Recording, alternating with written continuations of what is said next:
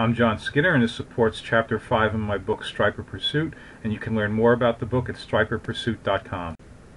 I'll be using the top bucktail. That's a 2-ounce Andrus rip splitter tipped with a number 50 strip of Uncle Josh pork rind. Here's a look at the retrieve speed. It's mostly slow. I'm dealing with a lot of sweep, big waves. I will speed up when a wave is pushing the jig towards me. I'll slow down when I'm bringing the jig into the undertow. So there's some variability on the retrieve speed. This is a fall trip on the south shore of Long Island, New York. I've got a nice overcast sky. This is late in the day, pushing up towards evening. So the waves are reading 8 feet on the nearest weather buoy. I have a lot of sweep, and by that I mean lateral movement of the water from my right to the left caused by the waves. I'm just trying to swim that bucktail along, keep it deep near the bottom, and make sure that I work it carefully through where that shore break is, and that's where that hit came, right there, right underneath where that last wave breaks.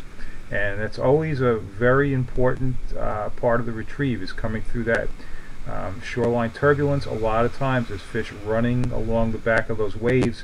Often the waves will cut a channel, a little trough behind where the waves break, and that's often referred to as the beach lip, and that's where that fish connected.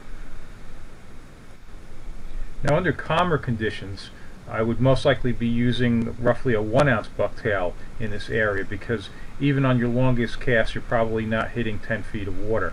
But with these rougher conditions, with all the water movement, I go up to a 2-ounce, and that helps me keep that jig swimming properly through all the turbulence.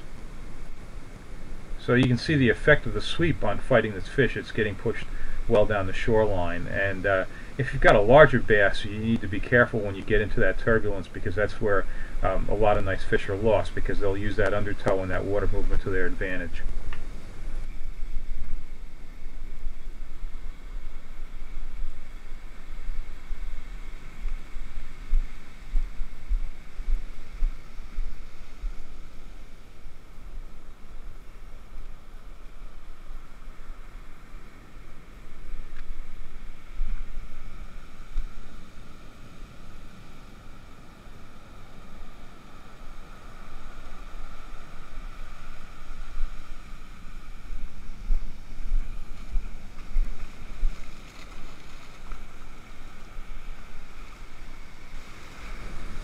So it may not be evident on the video, but I'm casting a little bit up to my right, which is up sweep, because if I cast absolutely straight out, all of that water movement is going to push the jig too far to my left. So I'm going to lead that water movement a little bit to try to keep that jig more in front of me.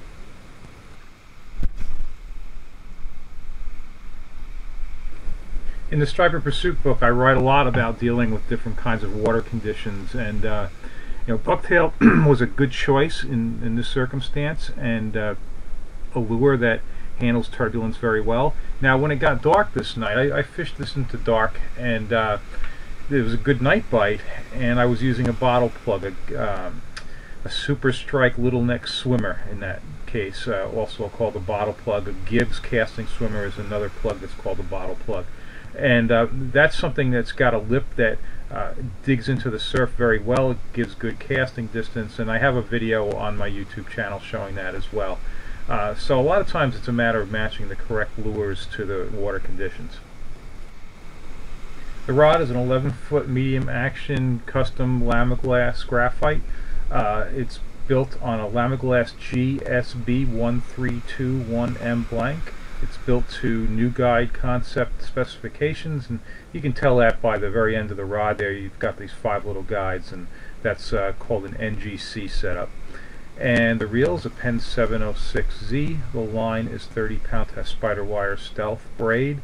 At the end of the braid, I have about a 3-foot leader of 50-pound test fluorocarbon with a barrel swivel on one end and a tactical angler's clip on the other.